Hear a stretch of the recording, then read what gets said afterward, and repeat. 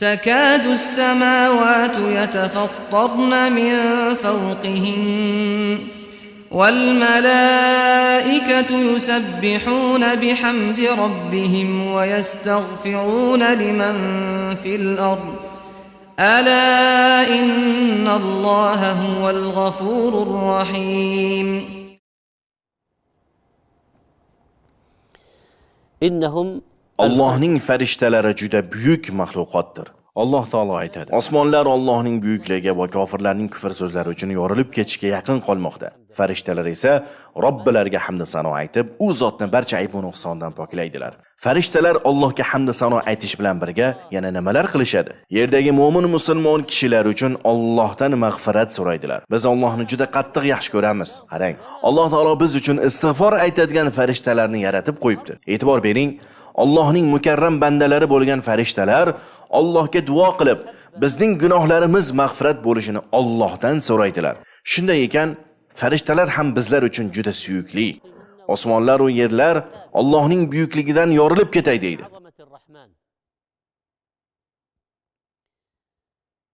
Farishtalar esa Allohga hamd sano aytadilar. Allohni buyuklab, barcha ayb va nuqsondan poklaydilar. Hamd sano aytib, Allohni ulug'laydilar. Va yerdagi mu'min bandalarning haqqiga istig'for aytadilar va Allohga duo qilib, mu'minlar uchun Allohning fazli marhamatini va mag'firatini so'raydilar. Alloh taolo aytadi: Arshni ko'tarib turadigan va uning atrofidagi farishtalar Robbilariga hamd sano aytib, u zotni barcha ayb va nuqsondan poklaydilar va Allohga bo'lgan iymonlarini mukammal qiladilar hamda iymon keltirgan kishilar uchun mag'firat so'raydilar. Oyatning davomida farishtalarning qanday duo qilishlari aytildi. Ey Robbimiz, seni marhamating barcha narsaga yetgan va ilming barcha narsani qamrab olgan. Gunohlaridan tavba qilib, sening yo'lingga ergashgan kishilarni mag'firat et. Allohning yo'liga ergashgan insonlar qanchalik katta fazilatga ega bo'lyaptilar.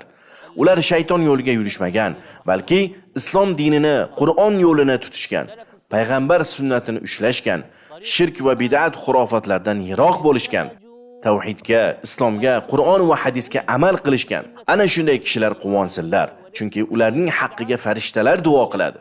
Tavba qilib, sening yo'lingga ergashgan kishilarni mag'firat et. Ular solihlarni do'st tutganlar va ulamolarning suhbatida bo'lganlar, Qur'on o'qiganlar, ilm majlislariga borganlar. Allohning diniga amal qilib, solih insonlar bilan birga bo'lganlar. Fosiq fojirlardan yiroq turganlar. Yomonlikka chaqiruvchi xatarli ko'rsatuv va suhbatlardan uzoq bo'lganlar. Ular Alloh nozil qilgan Qur'onga, Rasululloh sallallohu alayhi va sallam xabar bergan sunnatga ergashganlar. Allohni yakka yagona deb bilib, yolg'iz uning o'ziga xolis ibodat qilganlar va shirkdan uzoq bo'lganlar. Allohning ism sifatlariga, Alloh va rasuliga xabar berganidek iymon keltirganlar. Ism sifatlarning ma'nolarini inkor qilmaganlar va botil yo'llar bilan ma'nolarini o'zgartirmaganlar. Ey Alloh, ular seni yo'lingga ergashganlar.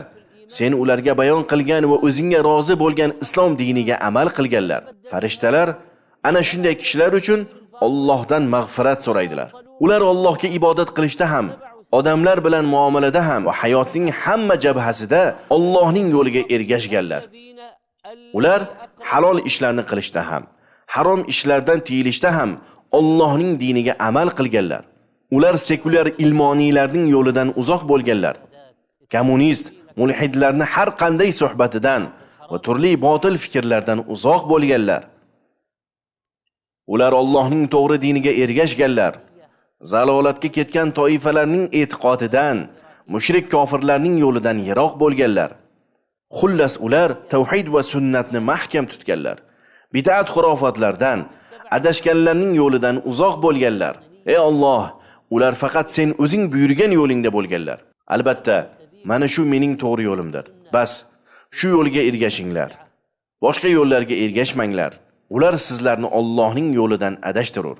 Ey Alloh, sening mu'min bandalaring e'tiqodda ham, senga ibodat qilganda ham, sening buyruq qaytariqlaringni itoat qilganda ham sening yo'lingga ergashganlar va bandalaring bilan muomala qilganda ham buyrug'ingni bajarganlar. Oila, bola chaqaga qanday muomalada bo'lishga buyurgan bo'lsang, buyrug'ingni bajarganlar. Mol mulkni qanday sarflashga buyurgan bo'lsang, buyurganingdek sarflaganlar. Qarindosh urug', qo'ni qo'shni bilan qanday aloqa qilishga buyurgan bo'lsang, o'shanday aloqa qilganlar. Umuman hayotning barcha yo'nalishida sen va payg'ambaring buyurganidek hayot kechirganlar. Shunday ekan ey Robbimiz, sen ularni do'zax azobidan asragin.